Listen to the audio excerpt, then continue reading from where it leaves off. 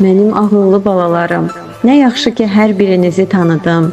Hər birinizin fərqli bacarıqlarını, özəlliklərini gördüm və hər zaman sizinlə qürur duydum.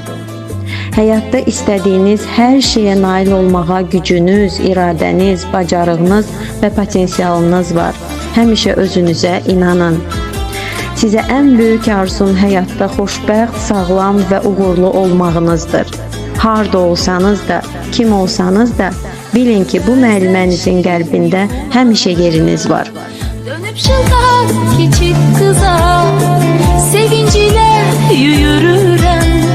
Doğma mektep yollarında, bir vaxt senin sözlerine gizli gizli gülerdik biz.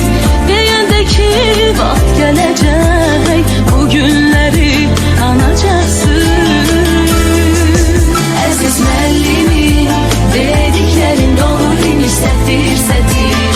Nə olar sən o günləri bircə andır geri gətir. Əziz müəllimim, dediklərin doğru imiş, səhvdir, səhvdir.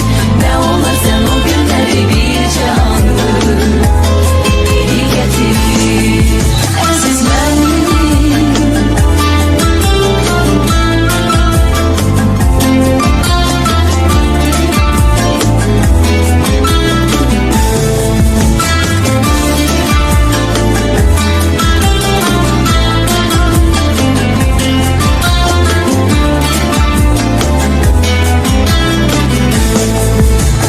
deyəndə ki, saçını